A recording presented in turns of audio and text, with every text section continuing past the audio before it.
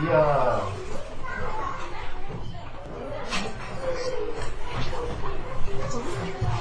a dans la... Quand nous regardons un peu le monde dans lequel nous nous trouvons aujourd'hui,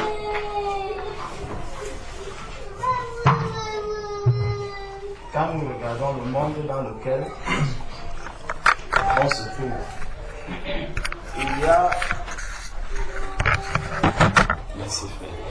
il y a beaucoup de choses qui se passent, qui sont dans le monde et qui devaient nous enseigner, non seulement nous, enfants de Dieu, mais aussi ceux mêmes qui n'ont pas encore connu le Seigneur, ceux qui sont encore du monde. Quand on voit comment le monde aujourd'hui essaye de multiplier les moyens de communication, on voit les radios qui naissent jour après jour. Je ne sais pas si seulement ici à Porte de Saint-Ouen, si quelqu'un allume son poste radio, le nombre de postes qu'il va recevoir. Donc, si je suis à Saint-Ouen ici, je crois que sur chaque... Comment on appelle ça? Chaque fréquence, voilà, je vais trouver une radio. Chaque fréquence, je vais trouver une radio. Il y a plein de fréquences. Donc, plusieurs radios ici que tu peux capter juste étant dans cette maison. Et sur chaque fréquence, tu vas tomber sur celui-ci, tu entends la louange, sur celui-ci, tu entends Johnny Hallyday, sur l'autre Beyoncé, sur l'autre c'est un journal qui est en train de passer, sur l'autre c'est quelqu'un qui évangélise, sur l'autre c'est quelqu'un qui parle de Marie, sur l'autre c'est quelqu'un qui parle de Jésus, sur l'autre c'est celui qui parle de Pierre. Sur toutes ces radios, l'autre même va parler de l'attentat, l'autre va parler du tsunami, l'autre va parler de l'histoire, l'autre va parler de la géographie. Tous, chacun a son message qu'il veut apporter. Et tout ça est placé devant toi. C'est le même poste radio qui apporte toutes ces informations-là. Il suffit juste de changer de fréquence. Tu passes d'une fréquence à l'autre, tu quittes la louange, tu arrives à ceci, tu peux revenir à la louange. Donc ça, c'est ce que le monde nous présente. Et quand je tombe donc, je vois, il y a même oublié les journaux. J'allais dire Cameroun Tribune, c'est aussi un journal. Il y a, il y a quoi, Figaro, il y a la Tribune, il y a Le Monde. Tous ces journaux, les Échos et tout, c'est aussi là. Tout ça pour te donner des informations. La question c'est quand tu écoutes toutes ces informations-là, est-ce que cela nous laisse indifférents? Généralement non. Même parfois, même si tu passes en route, tu te dis, je n'ai pas l'argent pour acheter le journal. Mais juste le fait de voir le journal, tu regardes quand même les titres. Seuls ces titres-là, tu commences à... donc il y a eu le sommet pour la faim dans le monde. Et comme tu sais que tu viens d'un pays où il y a la faim, donc il y a le Cameroun aussi qui peut être concerné par ce qui est en train d'être dit. Toutes les informations, même si tu passes vite fait, ton regard se pose dessus, ça commence à te travailler à l'intérieur. Tu commences quand même à dire quelque chose, soit à faire un commentaire par rapport à ce qui est dit. Si c'est politique, tu vas dire, dans les pays africains, voici ce qui les concerne. Généralement, nous faisons des commentaires, nous faisons, soit nous critiquons même, soit on va à certains moments même, parce que ça peut aussi concerner un domaine comme la santé. Je vois, là on est en train de parler quoi? Comment on appelle encore les produits qu'on vend souvent là où on dit que ça lave le ventre. Laxatif. Non, c'est un produit naturel. Hein? Non, la sœur est... La sœur claire, à l'aloe vera, voilà. Donc tu vas voir aussi une information dessus, tu dis, c'est l'aloe vera qui fait, ça soigne tout. Je vais même chercher à acheter aussi l'aloe vera. On parle de l'huile de palme. L'huile de palme, non, on dit que c'est nocif, c'est dangereux et tout. Tu dis, désormais chez moi, on ne va plus manger l'huile de palme. Donc on voit que ces informations que nous voyons à l'extérieur ont un impact sur notre vie, sur notre quotidien. Par rapport à ce que je vois, j'ajuste ma manière de vivre, j'ajuste ma manière de marcher, ma manière même de manger. Si on commence à dire aujourd'hui que le taux d'agression dans les métros à partir de 23h est de 80% maintenant, je suis sûr que beaucoup d'entre nous, pratiquement tous, n'allons plus prendre le métro à 23h. Tu seras prêt à appeler un taxi, payer même le taxi cher pour arriver à la maison. Et tout ça, ce n'est qu'une étude qu'on a faite. Et cette étude est venue changer ton mode de vie. Ça, c'est important. De la même manière que nous voyons toutes ces choses, chacune de ces informations qui arrivent, Dieu est aussi en train de nous parler à travers ça. Dieu nous parle aussi à travers toutes ces choses.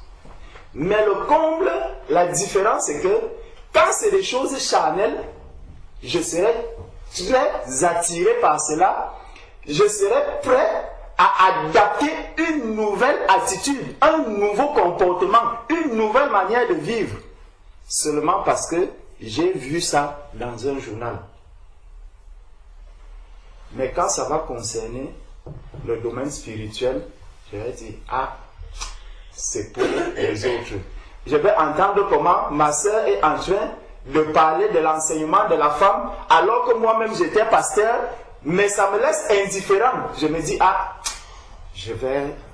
est-ce qu'il faut que je parle? Est-ce qu'il ne faut pas que je parle? Est-ce qu'il faut que je parle? Quand on te présente l'huile de palme, on dit que Zomi, l'huile Zomi, c'était ça, non? Zomi, que quand tu manges ça, ça te gonfle la lèvre, ça te montre ceci. Tu arrives encore dans une boutique, est-ce que tu peux acheter cette huile? Bien aimé, vous-même dites-moi. Non. On t'a montré ça une seule fois. Il ne faut pas 2 fois. Pour qu'on te présente l'huile Zomi qui fait grossir la lèvre. Même si tu allais même acheter, tu étais sur le chemin en te disant, je vais quand même faire le saka aujourd'hui. Et c'est l'huile de palme qui est souvent bien. Et tu sais que c'est l'huile Zomi qui a l'habitude de te donner un bon goût. Tu es parti de la maison, tu as pris l'argent pour acheter cette huile. Tu vas arriver dans cette boutique. Tu as vu juste en passant que l'huile Zomi, ça donne soit le cancer, ça fait grossir les lèvres et tout. Dès que tu vois ça, à l'instant où tu arrives dans la boutique, ton comportement change radicalement. Tu laisses l'huile Zomi, tu achètes une autre huile. Ça, c'est ce que nous faisons chacun. Je vous dis, dans la vie, dans le quotidien, c'est comme ça qu'on se comporte. Pour ce qui concerne notre vie spirituelle, pas du tout. Du tout. Là, c'est toute une autre affaire. Et ça nous montre combien est-ce que nous sommes encore attachés à la vie. Nous sommes lents à comprendre quand le Seigneur nous parle. Nous sommes lents à écouter. Nous durcissons beaucoup l'oreille lorsque le Seigneur nous parle. Ta vie, c'est un témoignage. Dieu a permis que tu vives ce témoignage pour que les autres puissent l'entendre. Mais là où tu dois donner ce témoignage, pour que ça change aussi une vie, je vais fermer ma bouche. Là où je vais entendre le cri de quelqu'un qui me dit « Je suis perdu ». Donc, l'huile Zomi est là, ça détruit. Est-ce que tu me laisses dans cet état? Si je commence à retourner dans mon cœur, je commence à me poser la question, est-ce qu'il faut que je parle? Est-ce qu'il faut que je ne parle pas? Est-ce que je la laisse? Est-ce que le Seigneur commence à bousculer mon cœur? Que mon cœur se dise, agisse au point où je me dis, est-ce que mon cœur va s'arrêter? Dieu doit me bousculer à ce point pour que je puisse dire à ma soeur, j'étais pasteur. Pour que je puisse dire à ma soeur, j'ai une solution pour toi. Regardons un peu, prenons la parole de Dieu.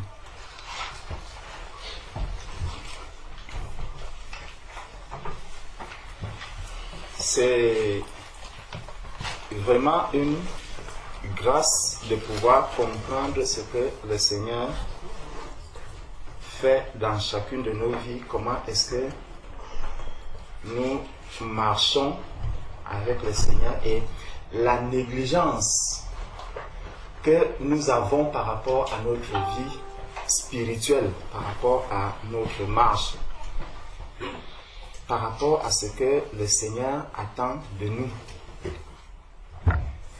Et souvent même, je peux entendre, voilà, là c'était une dame qui cherchait à connaître, à avoir une réponse à sa question, parce que ça la concernait elle-même, c'est elle-même qui était concernée. De la même manière aussi, je peux entendre quelqu'un me dire, ah, le frère Alain a perdu sa maman. Ça fait des années aujourd'hui. La sœur Vera a perdu son papa. Ça fait aussi plus d'1 an aujourd'hui. Ça concerne le frère Alain. Ça concerne la sœur Vera. Ça ne me concerne pas personnellement. La manière dont je vais le prendre, je vais dire oui, oh frère, vraiment, que Dieu te console. Oh sœur Vera, que Dieu te console. Je passe dessus. Je laisse. Donc, en fait, ça ne me touche pas directement. Donc, la manière que je vais le gérer présente que, en fait, moi, j'ai une certaine paix. Je ne suis pas concerné. De la même manière, la sœur qui pose une telle question, qui s'interroge, aussi je me dis, ah, comme ça, ce n'est pas moi. Donc, je peux même la laisser, je peux ne pas m'occuper de ça, parce que je ne suis pas directement concerné. Mais lorsque moi-même, je crie, lorsque moi-même, j'ai mal, lorsque moi-même, je suis concerné, fais un peu la comparaison avec lorsque mon frère a été dans cet état. Et c'est lorsque moi je me trouve dans cet état que je commence à réaliser la souffrance qui était dans le cœur de mon frère. Que je commence à réaliser l'état dans lequel la peine que mon frère avait réellement. Il faut qu'on prie le Seigneur afin que la souffrance de mon frère devienne effectivement la mienne. Que je puisse être peiné de la même manière que mon frère est en peine. C'est pour ça que le Seigneur, quand il nous dit que si un des membres souffre, que le reste du corps souffre, ça c'est théorique pour nous jusqu'à aujourd'hui. C'est encore théorique. Si un des membres est dans la joie, que nous soyons aussi tous dans la joie, même ça aussi c'est théorique. Parce que quand mon frère sera dans la souffrance, il sera là, seul. Il souffre, il souffre, il souffre. Pendant ce temps, est-ce que moi, je souffre comme lui? Et elle dit, ah, Dieu en prend soin. Mais est-ce que la parole de Dieu nous dit que si ton frère est dans la souffrance, Dieu va souffrir avec lui, ou Dieu va en prendre soin? Non. Le Seigneur dit, souffre avec ton frère. Souffre avec ta sœur. Donc, je vais entendre, je vais faire des commentaires, ça va devenir un divers. Mais pour moi-même, j'attendrai le moment où ça va me toucher véritablement. Et lorsque ça va me toucher, alors là, je pourrais commencer un peu à réfléchir. Je pourrais commencer à voir comment est-ce que Dieu voudrait un peu que moi aussi je puisse réagir dans de telles situations. Il y a une scène, on parlait de la lenteur à écouter. Prenons un peu l'histoire de Samuel.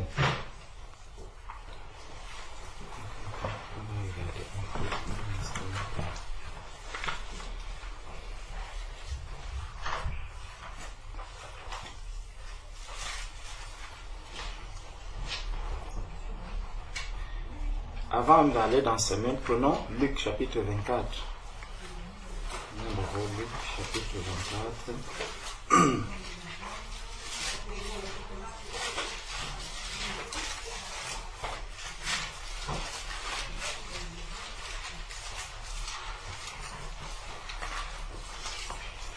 Luc, chapitre 24.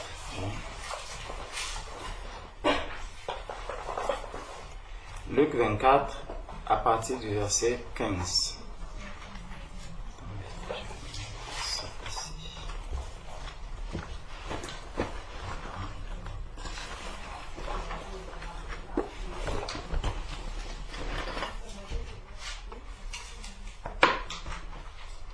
Luc 24, à partir du verset 24. Il y a quelque chose qui se passe à ce niveau. Nous savons que Jésus, lorsque Jésus est venu sur la terre, Jésus a présenté un peu tout son séjour, le plan de sa vie et tout, il avait donné à ses disciples. Et lorsque ce plan s'est réalisé, Jésus est mort, il ressuscite et il revient maintenant vers ses disciples pour leur témoigner qu'effectivement il est ressuscité, qu'il puisse leur dire au revoir. Et lorsque certains disciples le rencontrent, ils ont adopté une certaine attitude. Et c'est cette attitude qu'on va d'abord voir. Dans Luc 24, commençons au verset 15. Oui, on va prendre à partir du verset 15. Pendant qu'ils parlaient et discutaient, Jésus s'approcha et fit route avec eux. Mais leurs yeux étaient empêchés de le reconnaître. Il leur dit: de quoi vous entretenez-vous en marchant pour que vous soyez tout tristes? L'un d'eux, nommé Cléopas, lui répondit: es-tu le seul qui, séjournant à Jérusalem, ne sache pas ce qui est arrivé ces jours-ci? Quoi? Leur dit-il. Et ils lui répondirent ce qui est arrivé au sujet de Jésus de Nazareth, qui était un prophète, puissant en œuvre et en parole devant Dieu et devant tout le peuple. La question c'est, à qui est-ce qu'on est en train de poser la question? C'est Jésus. Et Jésus veut avoir un rapport sur qui? Sur la vie de Jésus lui-même. Et qui lui donne ce rapport? Ce sont ses disciples. Donc, c'est comme si les disciples de Jésus disent à Jésus: tu ne connais pas, viens, assieds-toi ici, on va un peu t'expliquer ce qui s'est passé. Hein? Je ne sais pas si on voit un peu. C'est comme à la maison, j'ai des enfants. Moi, je ne suis pas allé à l'école. Mon enfant a appris les mathématiques. Après, je lui dis 1 plus 1 égale 2. Il vient, il me dit: non, papa, 1 plus 1, ce n'est pas 2. 1 plus 1, c'est 1, 0. Je lui dis: comment ça? Il me dit: papa, viens, assieds-toi là. Je vais t'expliquer. C'est que quand on est en base 10, 1 plus 1 égale 2. Mais en base 2, 1 plus 1 égale 1, 0. Je dis: ah, j'ai appris de mon fils. Donc, de la même manière aussi, Jésus se voit enseigner sur sa propre vie. Devant qui? Ses disciples. Il lui explique ce qui s'est passé. Pourquoi je lui prends cet exemple? C'est parce que dans notre vie, dans nos situations, souvent, les situations, on a commencé à parler des situations. Dans les situations qui se passent autour de nous, voilà une situation que la sœur a vécue dans le train. Il y a beaucoup de situations qui se passent. Mais l'attitude que j'adopte, c'est que je dis à Jésus: non, tu ne connais pas. Tu veux que je parle par rapport à ce qui est en train de se passer? Non, assieds-toi là. Moi, je vais t'expliquer pourquoi je ne dois pas parler par rapport à cette situation. Je ne sais pas si on voit. C'est que je suis dans un processus où le Seigneur m'a donné la vérité. Il m'a déjà dit que voici. Non. Jésus, tu ne connais pas ce qui se passe. Tu ne connais pas la fille qui est là. Regarde même comment l'homme le tient la main. Ça, c'est le péché. Je ne sais pas si c'est vraiment son mari.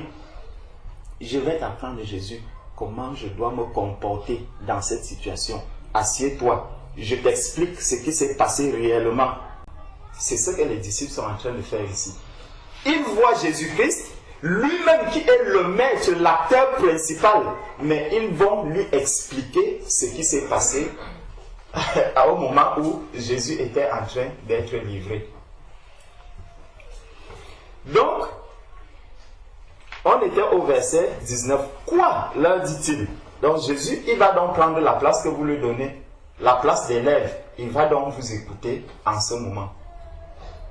Et ils lui dirent ce qui est arrivé au sujet de Jésus de Nazareth, qui était un prophète puissant en œuvre et en parole.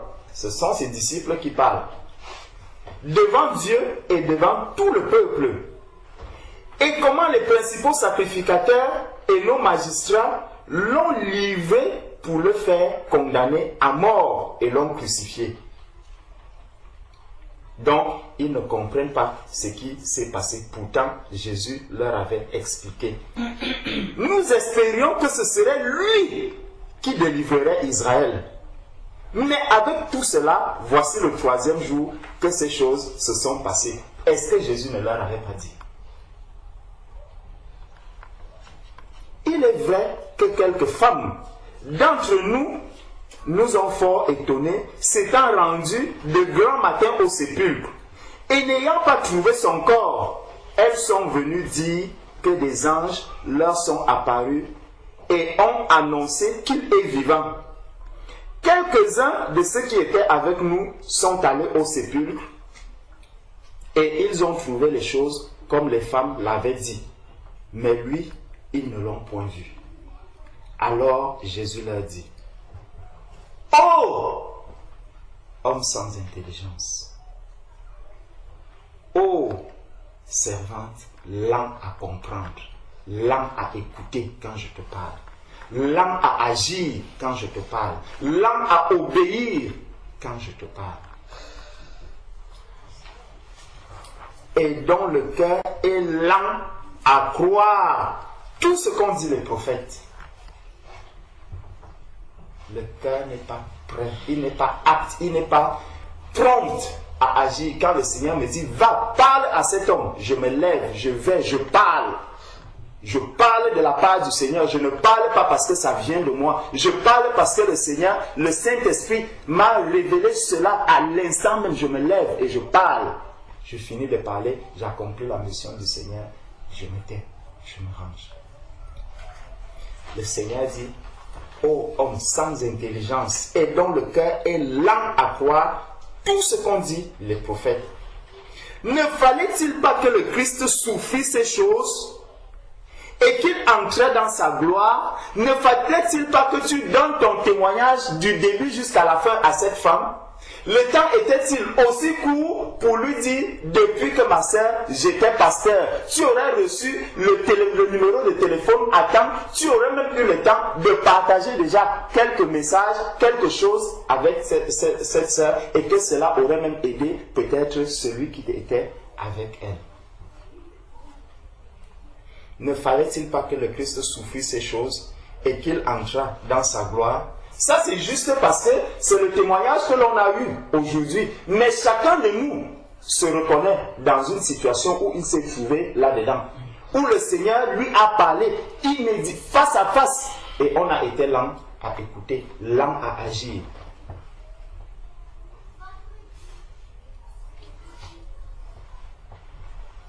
Ne fallait-il pas que le Christ souffrit ces choses et qu'il entra dans sa gloire?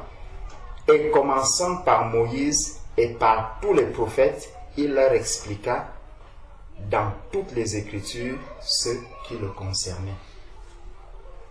Donc, quand je vais donc faire asseoir Jésus, Jésus connaît mieux la situation que moi.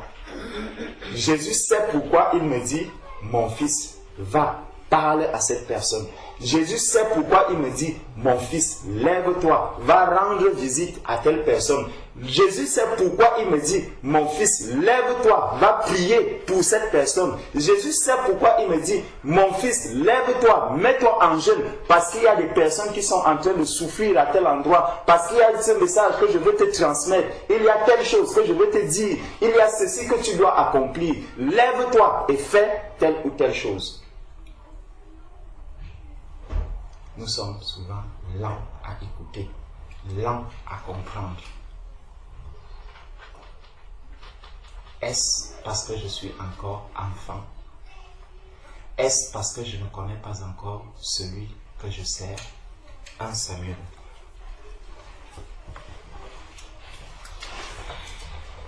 1 Samuel, chapitre 3.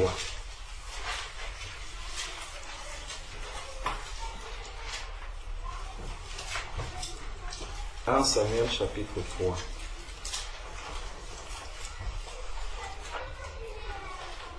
Le jeune Samuel,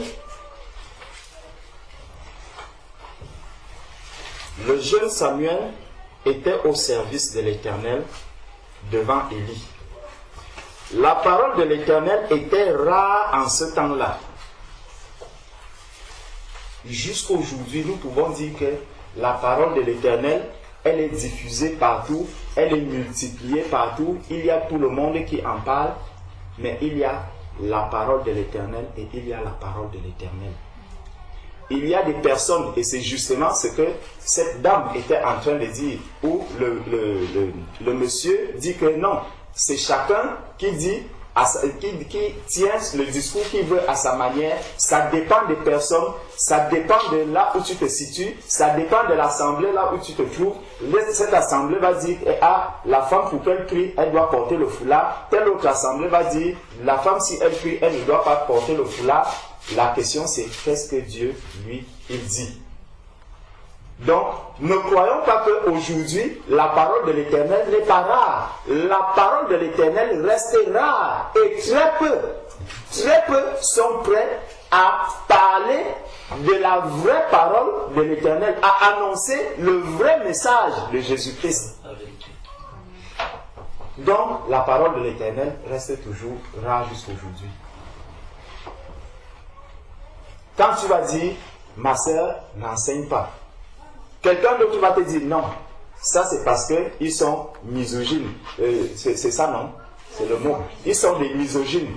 Non, c'est des personnes qui veulent soumettre la femme. C'est des personnes qui ne considèrent pas la femme. La vraie question c'est, qu'est-ce que la parole de Dieu dit? La parole de l'Éternel restera jusqu'à ce jour. La parole de l'Éternel continue d'être rare.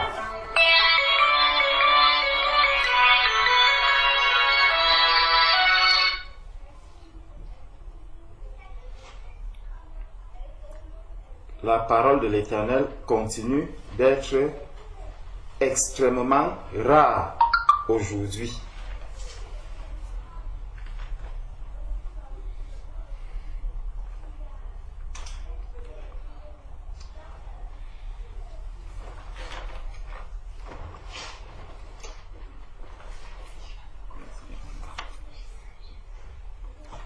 Excusez-moi une minute.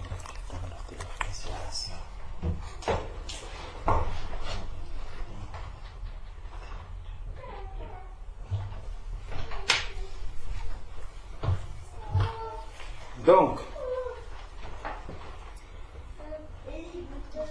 on nous dit que la parole de l'Éternel était rare en ce temps-là. Les visions n'étaient pas fréquentes. Donc, même les visions, à un moment donné, il ne faut pas croire qu'il va falloir une vision où le Macédonien vienne crier au secours. Donc, je n'aurais pas besoin à un moment donné des visions pour parler à une dame qui est devant moi et qui est en train de me dire que là où tu vois là, j'étais pasteur, j'enseigne la parole de Dieu. Je n'aurais pas besoin d'une vision pour dire à cette personne que moi aussi, j'étais pasteur. Je n'aurai pas besoin d'une vision où le Seigneur vient me révéler que non, là où tu vas là, il y a quelqu'un qui aime beaucoup les femmes. Comme toi aussi tu aimais beaucoup les femmes, il faudra lui parler. Est-ce que j'ai vraiment besoin d'une vision pour donner ce message à quelqu'un? Donc, les visions n'étaient pas fréquentes. Verset 2. En ce même temps, Élie, qui commençait à avoir les yeux troubles et ne pouvait plus voir, était couché à sa place. Regardons bien ce qu'on dit d'Élie. Élie, qui commençait à avoir les yeux troubles et ne pouvait plus voir, était couché à sa place.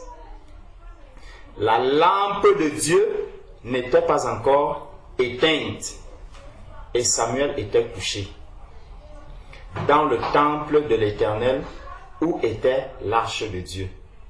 Donc tous sont dans la présence de Dieu. Tous, ils sont là. Alors l'Éternel appela Samuel. Il répondit, me voici. Et il courut vers Élie et dit, me voici, car tu m'as appelé une fois. Élie répondit, je n'ai point appelé, retourne te coucher, et il alla se coucher une fois aussi. Donc, un appel pour Samuel, un avertissement pour Élie. Tous ont fait comment? Ils sont restés bouche bée. Pas de solution. Verset 5. Et il courut vers Élie. Oui, c'est là où on était. Verset 6. L'Éternel appela de nouveau Samuel. Et Samuel se leva, alla vers Élie et dit, me voici, car tu m'as appelé. Élie répondit, je n'ai point appelé, mon fils, retourne te coucher. Donc, Samuel, 2 fois déjà que le Seigneur l'appelle, 2 fois, il n'est pas retourné, il n'est pas allé au-devant du Seigneur pour recevoir ce que le Seigneur veut lui dire, pour entendre, pour agir comme le Seigneur attend de lui. 2 fois aussi, Élie a vu quelque chose se passer au-devant de lui. Lui aussi n'a pas tilté que qu'est-ce qui est en train de se passer? Il y a quelque chose que je dois faire. Seigneur, est-ce que c'est toi? Rien ne s'est passé. Les 2 sont dans la même position. Samuel, verset 7. Samuel ne connaissait pas encore l'Éternel. Et la parole de l'Éternel ne lui avait pas encore été révélée. La parole ne lui avait pas encore été révélée. L'Éternel appela de nouveau Samuel pour la 3e fois. Et Samuel se leva, alla vers Élie et dit, me voici, car tu m'as appelé. Élie comprit que c'était l'Éternel qui appelait l'enfant.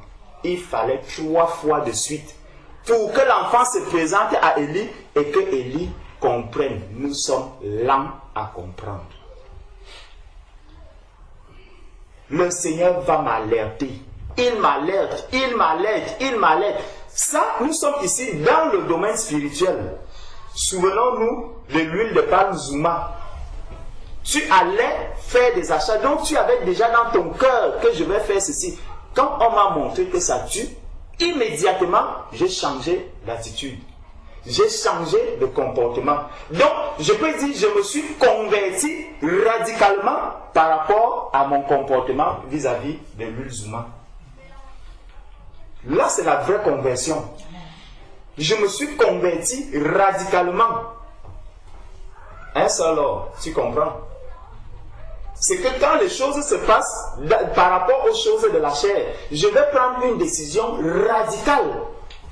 Que non, ça, l'huile Zuma, si comme on m'a dit que ça tue, plus jamais l'huile Zuma et moi c'est fini.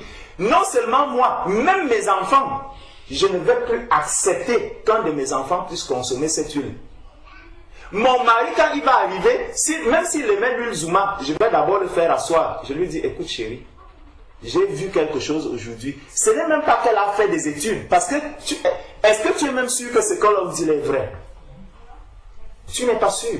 Mais parce que tu as juste lu cela, dans un journal parce que tu as juste entendu les commentaires. Si c'est un commentaire, tu vas commencer même à fouiller pour savoir pourquoi est-ce que l'huile Zoumassi tue et quelles sont même les personnes que ça a déjà tué. Je vais creuser pour avoir des arguments et convaincre mon mari que non, l'huile Zouma, on ne la mange plus dans cette maison. Ceci, on ne le fait plus dans cette maison parce que c'est la vérité. J'ai vu des personnes qui sont mortes. Quand le Seigneur nous parle du péché, qui de nous ici n'a pas encore lu que tous ont péché et sont privés de la gloire de Dieu? Qui de nous ne l'a pas encore lu? Quelle est la décision que nous avons prise par rapport à cela? Est-ce la même conversion que celle que j'ai vue lorsque j'ai vu que l'huile Zouma tue? Est-ce que c'est la même conversion que j'ai eue lorsque j'ai lu que tous ont péché et sont privés de la gloire de Dieu? Est-ce que j'ai réellement pris la décision qu'il fallait prendre, comme j'ai pris la décision lorsque j'ai vu l'huile Zouma qui tue?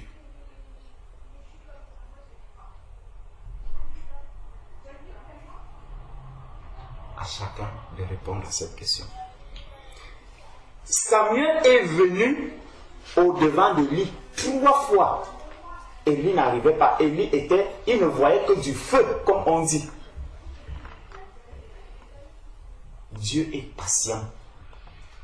Dieu est miséricordieux. Dieu est miséricordieux. Il est amour.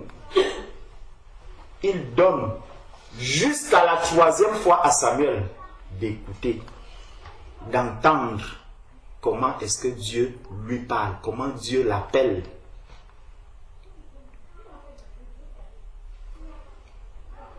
C'est comme ça beaucoup d'entre nous. Le Seigneur m'a déjà montré que je dois le servir véritablement, que le Seigneur, l'Église a besoin de lui, que l'Église a besoin de son travail, qu'il est utile pour le corps du Christ. Mais à chaque instant, je mets un pied à l'étrier, après je le retire, je me mets encore à ma place, je dis non. Je peux aussi faire comme je veux, je peux aussi faire à ma manière, je peux aussi laisser parce qu'il y a aussi d'autres qui peuvent le faire. Lorsque Dieu vient parler à Samuel, Dieu ne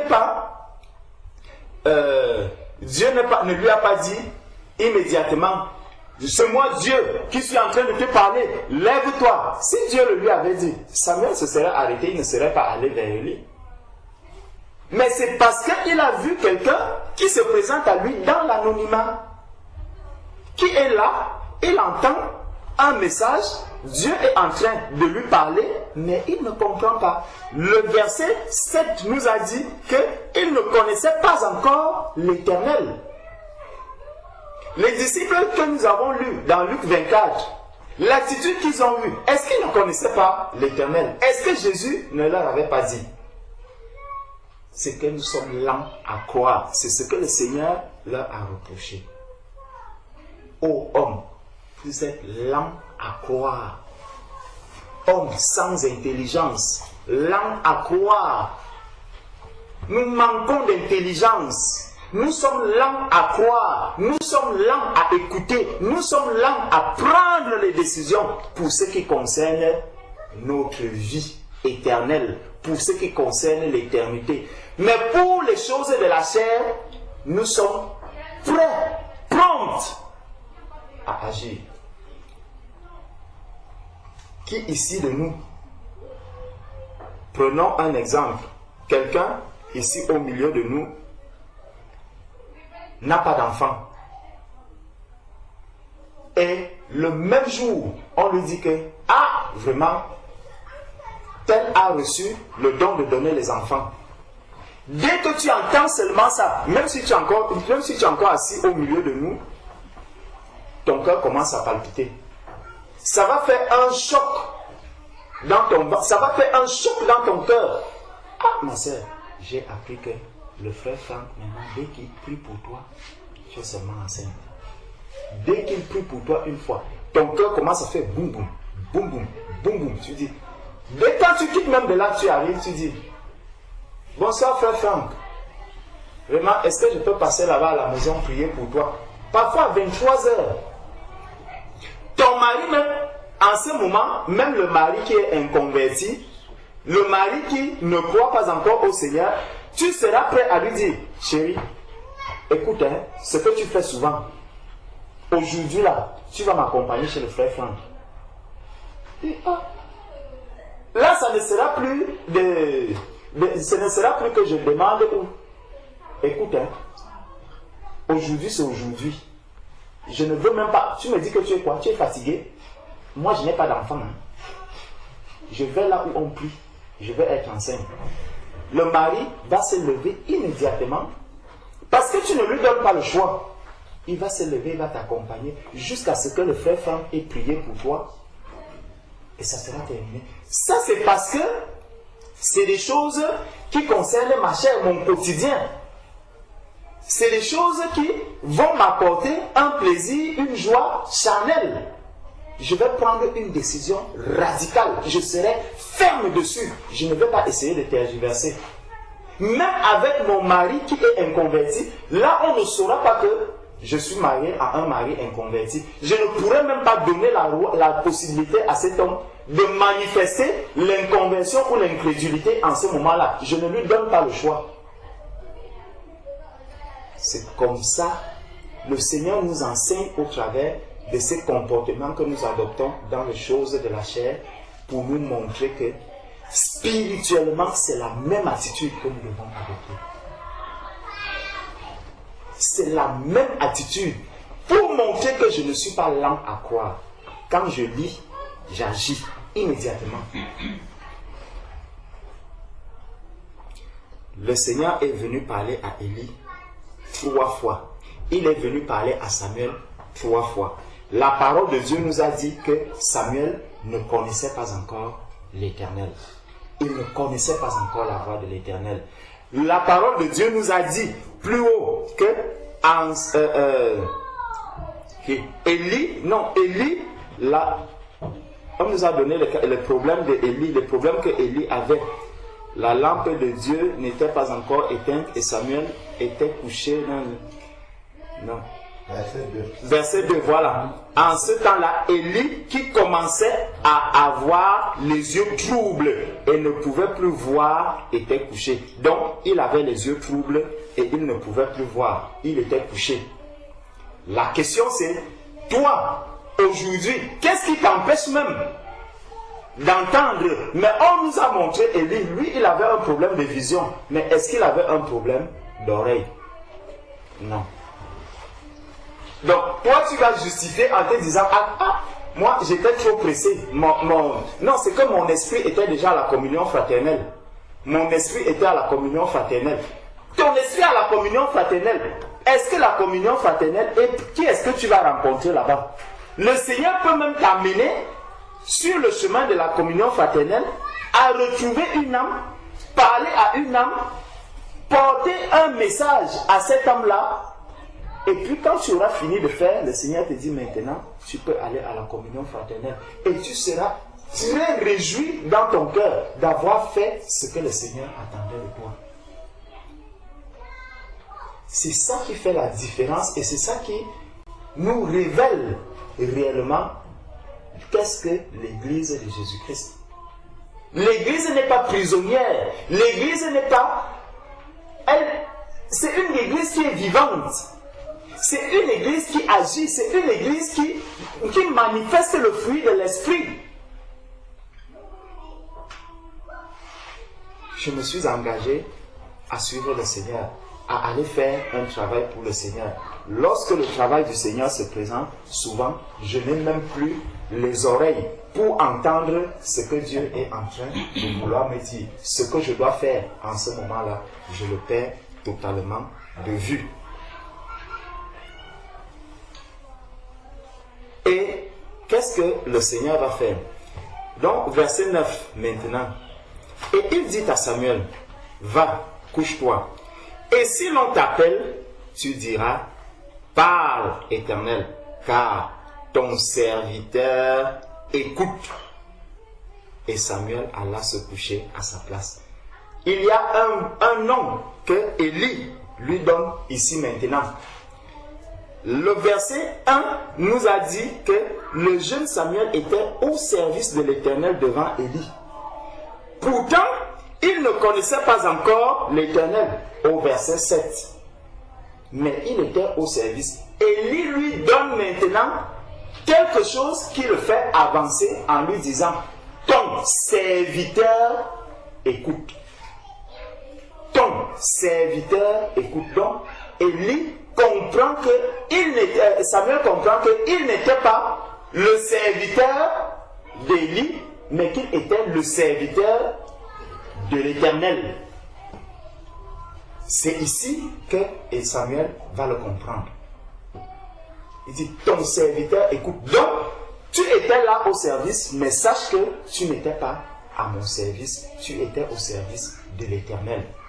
Donc, jour et nuit, tu es au service de l'Éternel. Tout ce que tu fais, tu es au service de l'Éternel. Tu n'es pas au service d'Élie que je suis. Il a fallu du temps pour que Samuel puisse comprendre cela.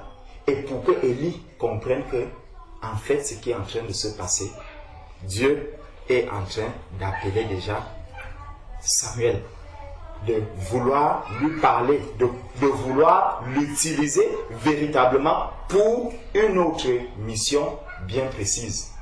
Ce n'est pas qu'il n'était pas déjà au service, il était au service de l'Éternel. C'est ce que le verset 1 nous a dit. Quand on regarde souvent dans la vie, vous voyez quelqu'un qui marche, la personne marche, elle avance. Et puis à un moment donné, boum, elle tombe. On vous dit quoi? Crise cardiaque. Qu'est-ce qu'on fait lorsque quelqu'un atteint de crise cardiaque? On va d'abord taper ses joues. Réveille-toi, réveille-toi. On tape la main, les infirmières, vous connaissez comment les choses se passent. On prend le pouls, est-ce qu'il respire encore? Quand tout ça ne va pas, qu'est-ce qu'on fait? On fait le massage cardiaque. Après, on va apporter quoi? L'électrochoc. Quand ça ne va pas. Qu'est-ce qu'on fait? On stimule quoi? Le cœur. On met boum. Tu vois comment le cœur fait boum. C'est la même chose que le Seigneur fait avec nous. Quand tu es lent à comprendre, le Seigneur apporte un électrochoc. Il fait boum. Pour que le cœur reprenne. Pour que le cœur reprenne. Est-ce que je vais attendre l'électrochoc du Seigneur pour faire ce que le Seigneur attend de moi? Est-ce qu'il faut que j'arrive au niveau de l'électrochoc du Seigneur pour obéir à Dieu? Pour que je prenne la décision de ne plus manger l'huile Zouma, je n'ai pas besoin d'un électrochoc. C'est librement que je le fais. C'est avec beaucoup de joie que je le fais. Je suis même prêt à témoigner cela, à envoyer des messages à tout le monde. Ne prenez plus l'huile Zouma parce que ça tue. Mais avec le Seigneur, il faut qu'on arrive à un électrochoc. Il faut que le Seigneur vienne mettre c'est souvent quoi, l'électro, comment vous appelez l'appareil là? Le défibrillateur. Le défibrillateur. Il faut que le Seigneur apporte le défibrillateur sur moi pour que je m'arrête ou pour que je fasse ce que le Seigneur attend de moi. Et le Seigneur utilise beaucoup le défibrillateur même dans nos vies. Parfois même, ce défibrillateur ne nous ramène pas à la vie. C'est vrai, parce que ce n'est pas tous ceux sur qui on pose le défibrillateur qui reviennent à la vie. Il y en a qui, malgré le défibrillateur, finissent toujours par mourir. Il y a des personnes à qui on va parler du péché, on lui dit, ma sœur, la fornication n'est pas une bonne chose. La fornication n'est pas une bonne chose. N'avance pas, ne progresse pas sur ce chemin. C'est dangereux. Est-ce qu'il faut que tu commences maintenant à subir les souffrances d'une main seule pour que tu comprennes que il fallait que j'arrête la fornication? Là, le défibrillateur est venu agir. Tu es tellement avancé dans ce péché que le ventre est là, l'enfant est sorti, je commence maintenant à monter, descendre avec cet enfant. Je commence maintenant à souffrir, à mener la souffrance des mères. Le Seigneur n'a pas dit dans l'église que la femme doit élever ses enfants seuls. C'est avec son mari que cela doit se passer. C'est avec son mari.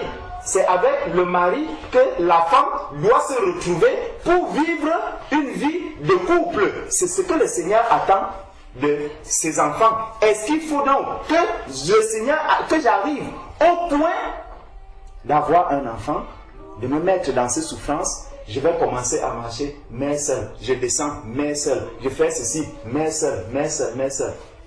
Est-ce qu'il faut que j'arrive à ce point pour comprendre que la fornication est une mauvaise chose?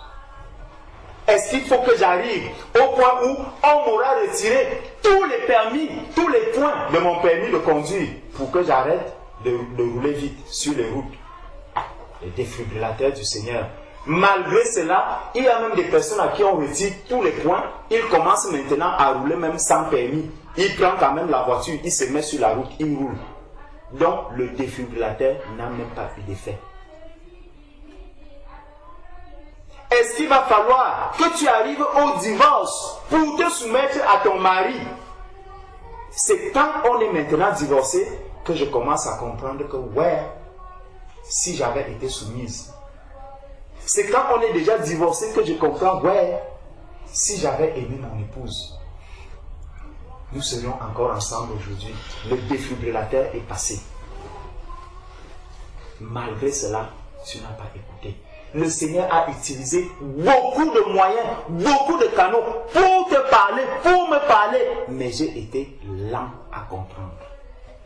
J'ai été lent à écouter.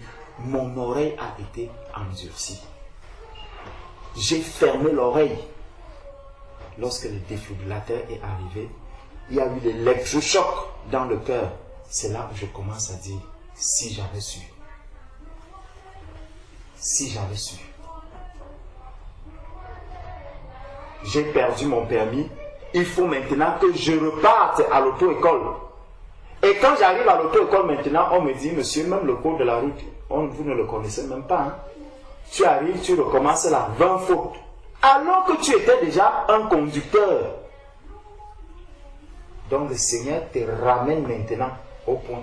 Et là, il te montre que c'est une grâce que je t'ai donnée d'avoir ce permis de conduire. C'est une grâce que je t'ai donnée de marcher, d'avancer, de faire le travail avec ce permis de conduire. Maintenant que tu n'es là plus, tu vas recommencer.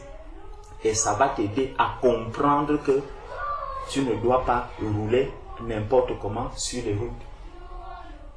Le défibrillateur est passé. L'électrochoc est passé sur moi. Donc, on était au verset 9. Maintenant, verset 10. Verset 10. L'Éternel vint et se présenta, et il appela comme les autres fois, Samuel, Samuel. Et Samuel répondit. Les autres fois, l'Éternel appelait une seule fois. Samuel se réveille. Il appelle une fois, Samuel se réveille. Il va vers Élie. Maintenant, où le Seigneur a déjà dit, où Élie a déjà dit à Samuel que tu es un serviteur de l'Éternel. C'est l'Éternel qui va maintenant l'appeler. Et il va falloir que l'Éternel appelle aussi Samuel combien de fois? 2 fois. Samuel, Samuel. Et Samuel répondit, parle, car ton serviteur écoute. Donc il y a déjà l'assurance qui s'est mise. Alors l'Éternel dit à Samuel, voici, je vais faire en Israël une chose qui étourdit les oreilles de quiconque l'entendra. Le défibrillateur va passer sur Israël. Le Seigneur a parlé à Israël. Il a parlé à Israël. Israël ne voulait pas écouter. Le Seigneur lui dit, je vais faire passer le défibrillateur sur lui. Faisons attention que le Seigneur utilise ce défibrillateur sur moi, sur toi, sur l'Église qu'il aime.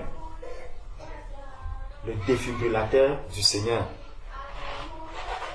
Alors l'Éternel dit à Samuel, voici, je vais faire en Israël une chose qui étourdira les oreilles de quiconque l'entendra. En ce jour-là, j'accomplirai sur Élie tout ce que j'ai prononcé contre sa maison. Pourtant, Élie, c'est lui qui a révélé, qui a montré à Samuel que tu es le serviteur de l'Éternel. Donc, n'imaginons pas que, parce que j'ai quand même dit que non, la femme, la sœur ne doit pas, une femme ne doit quand même pas annoncer la parole de Dieu. Il y a beaucoup de choses qui se passent. Il y a beaucoup de choses. C'est que la manière que je vais réagir, lorsque quelqu'un va klaxonner derrière moi, peut-être parce que je roule très mal sur la route, ou lorsque le radar me prend, la manière que je... Qu'est-ce qu'il y a même? Vous mettez ici à 80 à l'heure. Oui, on a mis 80 à l'heure. Tu es automobiliste, enfant de Dieu, tu dois respecter les 80 à l'heure. Si tu ne respectes pas, tu vas être flashé. Tu te fâches, ça montre que l'autorité n'a pas encore la place qu'il doit occuper à l'intérieur de ton cœur. Ça révèle encore mon état. Ça révèle encore ce qu'il y a en moi. Ça révèle vraiment si, oui ou non, je respecte l'autorité. Et si je ne respecte pas l'autorité, je ne peux pas dire que je respecte Dieu. Parce que c'est Dieu qui établit les autorités et c'est Dieu qui donne ce pouvoir-là à toutes les autorités. Donc, le Seigneur va utiliser le défibrillateur. Il va utiliser cet outil pour te ramener maintenant, pour te ramener à la raison, pour te ramener à la lumière, pour te ramener sur le droit chemin. Donc, le Seigneur nous dit, on était au verset 12. En ce jour-là, j'accomplirai sur Élie tout ce que j'ai prononcé contre sa maison. Je commencerai et j'achèverai. Dieu ne commence pas et n'achève pas le travail qu'il doit faire. Il l'accomplit bien et parfaitement bien. Je lui ai déclaré que je veux punir sa maison à perpétuité à cause du crime dont il a connaissance. À cause du crime dont il a connaissance et par lequel ses fils se sont rendus méprisables sans qu'il les ait réprimés. Ses fils se sont rendus coupables sans qu'il les ait réprimés. Donc, Élie a vu des choses. Élie a été témoin des choses et il n'a pas pris position par rapport à Dieu. Il n'a pas pris position par rapport à ce que le Seigneur attendait de lui. Donc on voit que Élie a été lent dans la prise de décision. Élie a été lent dans la manifestation du fruit de l'esprit, la manifestation de la lumière. La lumière doit être manifestée partout où elle se trouve. Élie n'a pas fait cela. Élie a été laxiste. Élie a été léger. Élie a toléré ce qu'il ne fallait pas tolérer. Élie a laissé passer ce qu'il ne fallait pas laisser passer.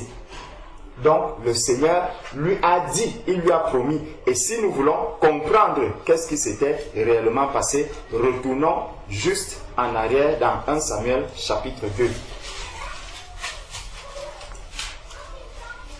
1 Samuel chapitre 2, verset 12, on va lire du verset 12 au verset 17.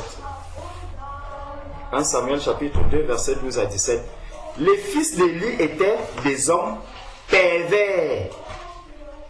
Ils ne connaissaient point l'Éternel. Et voici quelle était la manière d'agir de ces sacrificateurs à l'égard du peuple. Lorsque quelqu'un offrait un sacrifice, le serviteur du sacrificateur arrivait au moment où l'on faisait cuire la chair, tenant à la main une fourchette à 3 dents.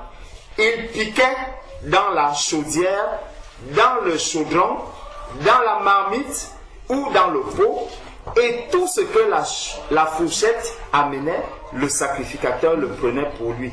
C'est ainsi qu'ils agissaient à l'égard de tous ceux d'Israël qui venaient là à Silo. Même avant qu'on fût brûlé la graisse, le serviteur du sacrificateur arrivait et disait à celui qui offrait le sacrifice: donne pour le sacrificateur de la chair à rôtir. Il ne recevra de toi point de chair cuite, c'est de la chair crue qu'il veut. Et si l'homme lui disait: quand on aura brûlé la graisse, tu prendras ce qui te plaira, le serviteur répondait: non, tu donneras maintenant, sinon je prends de force. Ces jeunes gens se rendaient coupables devant Dieu d'un très grand péché parce qu'ils méprisaient les offrandes de l'Éternel. Donc il y avait le mépris. Il y avait le mépris dans leur cœur. Ils ne servaient pas le Seigneur comme ils se devaient. Ils ne servaient pas le Seigneur comme le Seigneur attendait. Ils ne faisaient pas ce que le Seigneur attendait d'eux. Pourtant, on nous rappelle la place qu'ils avaient. Moi, enfant de Dieu, il y a une place que j'ai. Le Seigneur ne nous dit pas que tu es la lumière de l'église. Non. Le Seigneur ne nous dit pas que tu es la lumière du ciel. Non. Il dit que vous êtes la lumière du monde. C'est dans le monde que je dois éclairer. Je ne dois pas être un bon serviteur de Dieu simplement parce que je suis dans l'assemblée.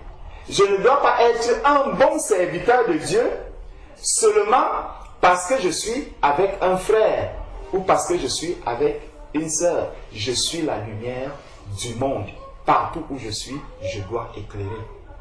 Cette lumière doit éclairer ceux qui sont dans les ténèbres, ceux qui sont tout autour de moi. Donc, il ne faudrait pas que j'entende comment les personnes sont en train de discuter. Ah, la femme ne doit pas enseigner. Oh, la femme doit enseigner. Oh, la femme ne doit pas faire ceci. Ah, mais non, le foulard, c'est quelque chose qui... Je suis un enfant de Dieu. Je suis la lumière du monde. Il faudrait que je puisse donner ma position par rapport au message, à l'information qui vient du royaume, parce que le journal du ciel, Annie, ne permet pas à la femme d'enseigner. Donc c'est le journal du ciel. J'ai lu ce journal. Je dois prendre position par rapport au journal du ciel qui m'a donné cette information. Je dois prendre position par rapport au journal du ciel qui m'a dit que la femme qui prie ou qui prophétise la tête non voilée déshonore son chef. Je dois transmettre cette information-là partout où je suis. Comme lorsque je vais voir aussi une dame, parfois même je vais arriver, prenons toujours le cas de l'huile Zouma, je vais arriver dans un marché, je vois même une femme qui a déjà acheté l'huile Zouma, quand elle va sortir, parce que j'aime cette femme, je vais lui dire: madame, j'ai lu une publicité aujourd'hui où on me disait que l'huile Zouma n'est pas bien. Est-ce que vous n'êtes pas informé? Est-ce que vous n'êtes pas au courant? Ça c'est pourquoi? Parce que dans mon cœur, je dis que je fais le travail d'un enfant de Dieu. J'aime cette femme et parce que je ne veux pas que cette femme meure à cause de l'huile Zouma, je vais le lui dire. Mais quand ça concerne les choses du royaume, je vais m'arrêter et je vais dire: hey, est-ce que je dois même dire? Est-ce que je dois même transmettre cette information? Est-ce que je dois même parler de ceci? Est-ce que je dois parler de cela? Est-ce que je dois parler de ceci? Est-ce que je dois parler de cela? Donc, je vais commencer à réfléchir. je vais commencer à réfléchir. Je vais commencer à réfléchir, je vais commencer à raisonner.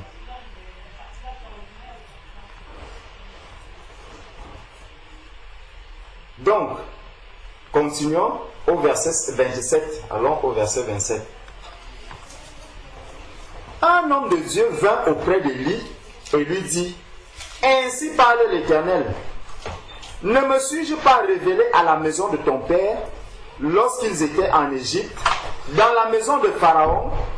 Je l'ai choisi parmi toutes les tribus d'Israël pour être à mon service dans le sacerdoce, pour monter à mon autel, pour brûler le parfum, pour porter l'éphod devant moi, et j'ai donné à la maison de ton père tous les sacrifices consumés par le feu et offerts par les enfants d'Israël. Pourquoi foulez-vous aux pieds mes sacrifices et mes offrandes que j'ai ordonné de faire dans ma demeure? Et d'où vient que tu honores tes fils plus que moi, afin de vous engraisser des prémices de toutes les offrandes d'Israël, mon peuple? C'est pourquoi, voici ce que dit l'Éternel, le Dieu d'Israël. J'avais déclaré que dans ta maison et la maison de ton père marcherait devant moi à perpétuité. Et maintenant, dit l'Éternel, loin de moi, car j'honorerai celui qui m'honore. J'honorerai celui qui m'honore, mais ceux qui me méprisent seront méprisés. Ceux qui me méprisent seront méprisés. On peut prendre un autre cas dans Apocalypse. Prenons Apocalypse, chapitre 2.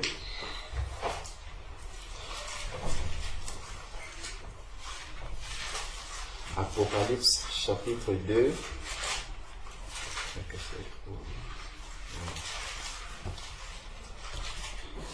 Apocalypse, chapitre 2, à l'église de Thyatire. Apocalypse chapitre 2, l'église de Thyatire.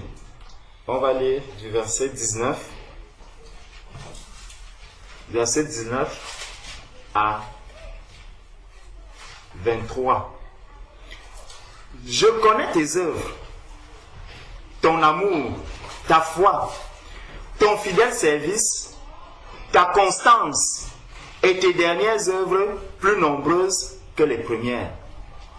Mais ce que j'ai contre toi, c'est que tu laisses la femme Jézabel, qui se dit prophétesse, enseigner et séduire mes serviteurs pour qu'ils se livrent à l'impudicité et qu'ils mangent des viandes sacrifiées aux idoles. Je lui ai donné du temps afin qu'elle se repentît, et elle ne veut pas se repentir de son impudicité. Le défibrillateur va maintenant passer.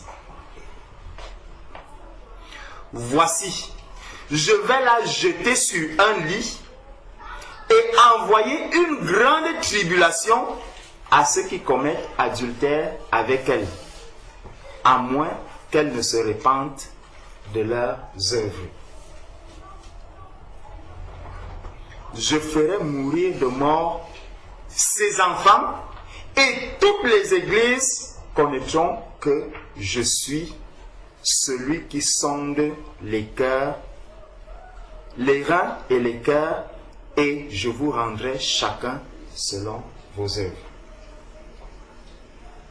Donc, lorsque le Seigneur a parlé, le Seigneur avertit contre le péché, le Seigneur avertit contre l'iniquité, le Seigneur avertit contre la femme qui ne doit pas enseigner.